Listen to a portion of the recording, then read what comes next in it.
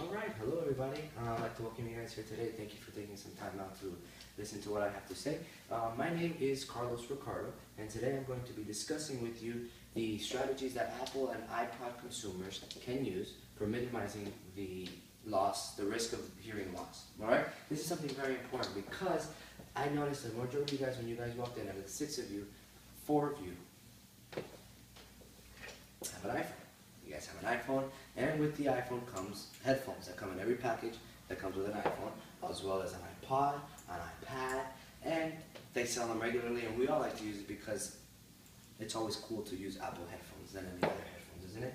So, anyways, the point is the majority of us, we all have Apple products. As a matter of fact, there is a study from USA Today that as of March 28, 2012, at least half of all U.S. households had at least one Apple product, at least one.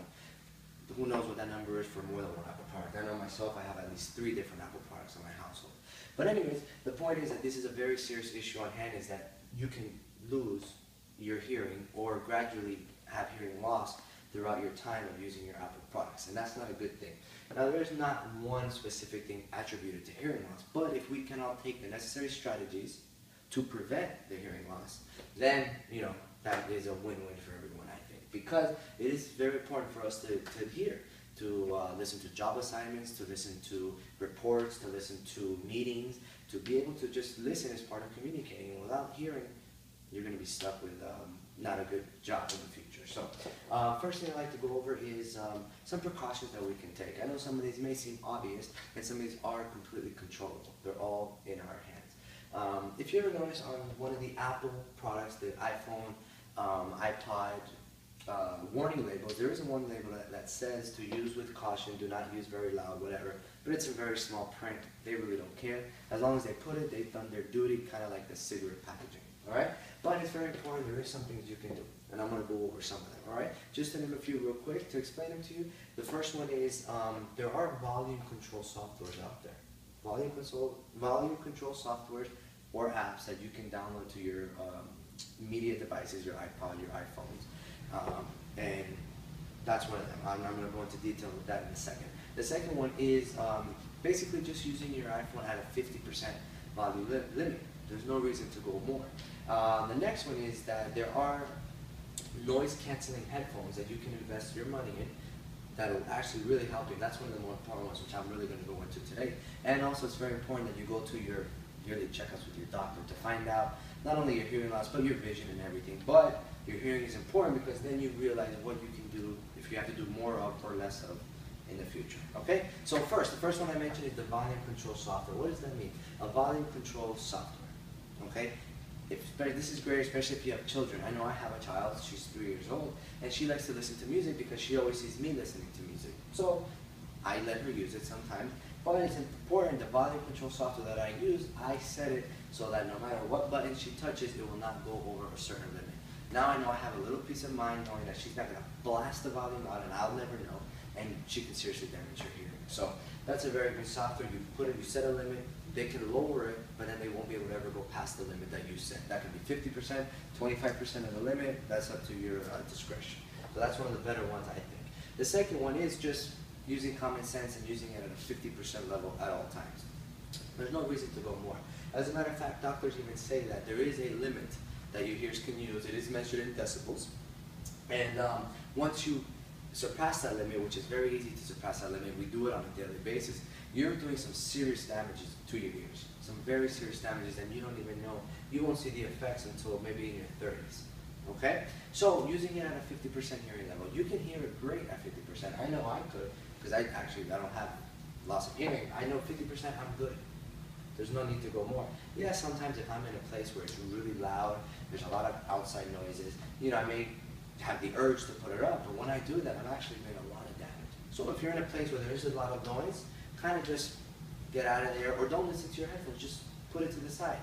Kind of like smoking cigarettes. You're not going to smoke cigarettes because you know they're bad for you. You shouldn't be listening to your headphones that loud either because it's bad for your health, bad for your hearing.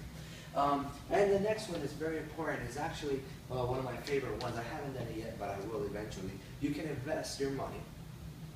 They are a little bit expensive, but it is an investment noise canceling headphones. Noise canceling headphones. There are different brands out there in the market.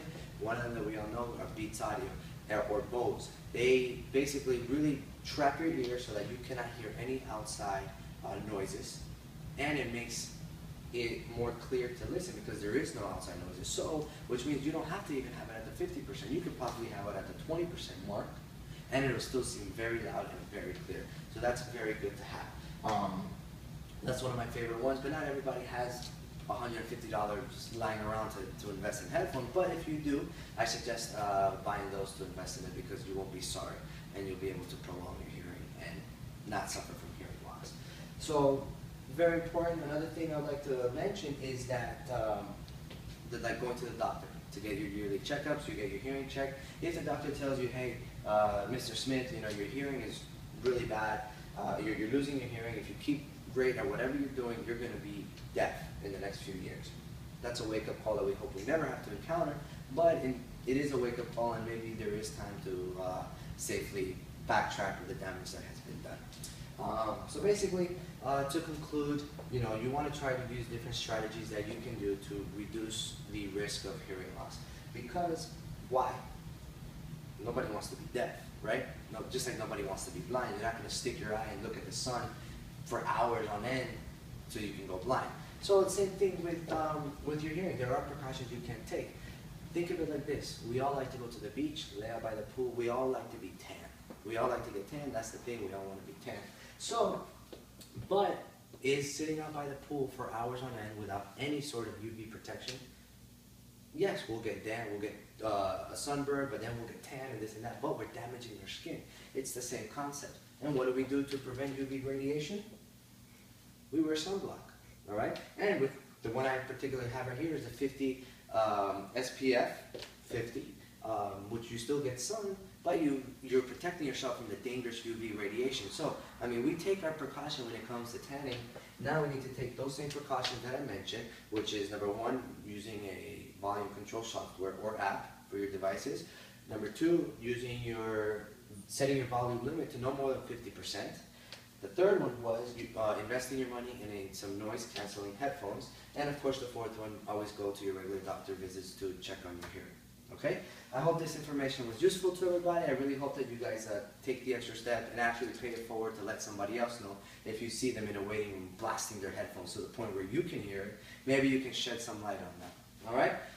Thank you guys for coming. Go ahead, don't forget to have some snacks that I put out, some drinks over there too. And I hope you guys have a great day.